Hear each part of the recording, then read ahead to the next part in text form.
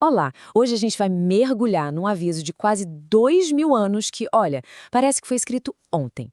É a história de uma comunidade que se achava o máximo, no topo do mundo, mas que recebeu uma avaliação, digamos, brutal, que eles eram, na verdade, um fracasso total. Como é que pode uma coisa dessas? E tá aí o enigma que a gente precisa resolver. A fonte joga essa contradição bem na nossa cara. De um lado, uma autoimagem de riqueza, de autossuficiência total. Do outro, um diagnóstico de miséria absoluta. Como é que essas duas coisas podem ser verdade ao mesmo tempo? Então essa é a grande questão que vai guiar a nossa análise de hoje. Como é que essa desconexão absurda entre a percepção e a realidade aconteceu? Para descobrir, a gente vai ter que agir meio como detetives e seguir as pistas que o próprio texto deixou para nós. E o nosso roteiro de investigação vai ser o seguinte: primeiro, vamos entender esse paradoxo do sucesso deles. Depois, vamos dar uma volta na cidade antiga para sacar de onde vinha tanta riqueza. Aí, a gente decifra o código da água morna, vê qual era a cura proposta e, por fim, como essa história antiga ecoa de um jeito impressionante até hoje.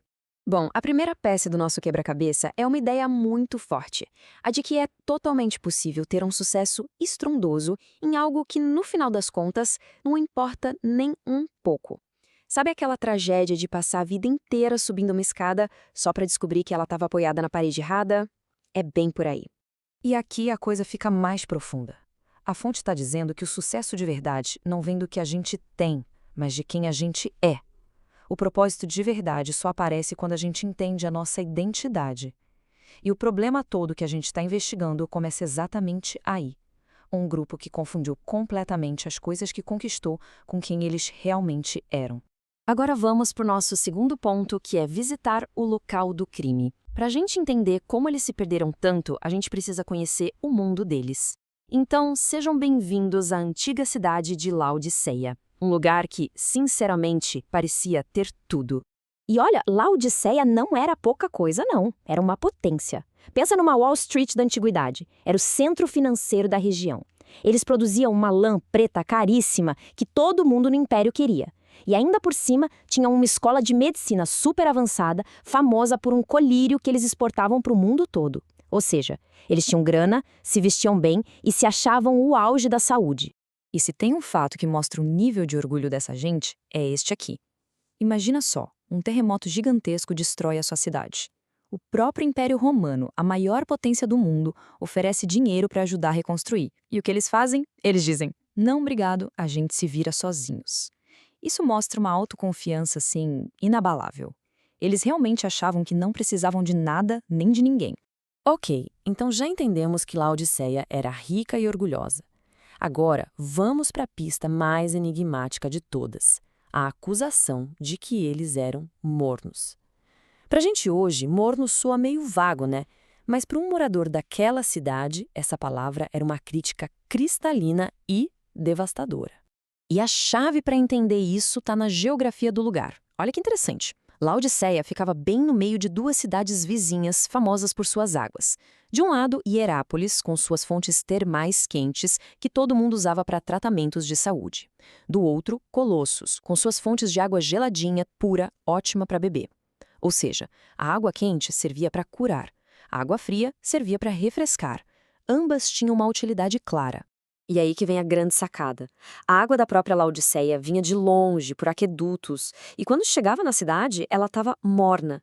Não era quente o bastante para servir como remédio, nem fria o bastante para matar a sede. Era basicamente inútil. Então, ser morno, para eles, não tinha a ver com indecisão. Tinha a ver com ser inútil, com não ter propósito nenhum. E essa metáfora da água era perfeita para a condição espiritual daquela comunidade. Eles tinham se tornado espiritualmente inúteis. Não ofereciam a água quente da cura para as dores da alma, nem a água fria do alívio para quem estava com sede espiritual. Eles pegaram a riqueza da cidade, mas perderam a sua função. O maior problema deles não era a maldade, era a inutilidade. Bom, um diagnóstico tão duro assim precisa de uma solução à altura, né? E o texto dá essa solução, usando de um jeito muito irônico as mesmas coisas que eram o orgulho de Laodiceia como metáforas para a cura que eles precisavam. A receita era um desafio direto à autossuficiência deles. Primeiro, em vez de confiar nos bancos, eles deviam buscar verdadeira riqueza espiritual. Segundo, em vez de se orgulhar da sua lã preta chiquérrima, eles deviam buscar pureza. E terceiro, a parte mais irônica de todas, em vez de vender o seu famoso colírio para o mundo, eles mesmos precisavam de um colírio espiritual para curar a própria cegueira. Mas olha só, apesar de toda essa crítica pesada, a mensagem não termina em condenação. Muito pelo contrário, ela termina com um convite. Essa imagem de alguém batendo na porta é muito forte. Ela sugere que, ok, a autossuficiência deles quebrou a comunhão, mas a porta para restaurar tudo isso ainda estava lá, só precisava ser aberta. Agora, vamos dar um salto gigantesco no tempo, quase 2000 anos, para ver como esse mesmo padrão de riqueza por fora e pobreza por dentro se repetiu. A fonte que a gente está analisando traça um paralelo fascinante com o movimento cultural do século XX.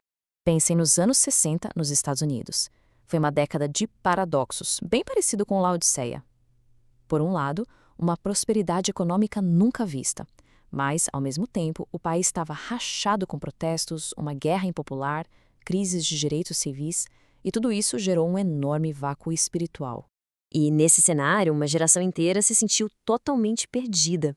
Eles tinham acesso a mais coisas materiais do que qualquer outra geração antes deles, mas sentiam um vazio existencial gigantesco. E essa busca por sentido levou muita gente para a contracultura, para as drogas, para novas experiências, qualquer coisa que preenchesse o que o dinheiro não conseguia comprar. E a igreja tradicional daquela época? Bom, a análise que estamos vendo sugere que ela foi pega de surpresa. Era vista como rica, autossatisfeita, parecia morna, sabe? Incapaz de oferecer a cura ou refrigério que aquela geração desesperadamente procurava. Ela não estava preparada para a crise espiritual que estava acontecendo do lado de fora. Foi exatamente nesse vácuo que surgiu o chamado Movimento de Jesus.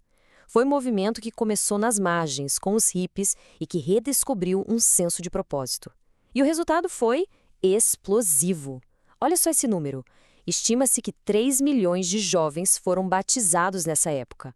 É uma prova do poder que surge quando um senso de propósito espiritual é redescoberto. E tudo isso nos deixa com uma reflexão final. A história de Laodiceia e seus ecos na Era Moderna levanta uma questão que nunca fica velha. Do Império Antigo à superpotência moderna, o padrão parece se repetir. A pergunta que fica no ar é: o que acontece quando o sucesso material, quando a riqueza, simplesmente não é mais suficiente para satisfazer a nossa busca por um sentido maior? A resposta para isso, pelo visto, continua definindo o destino de culturas e de gerações inteiras.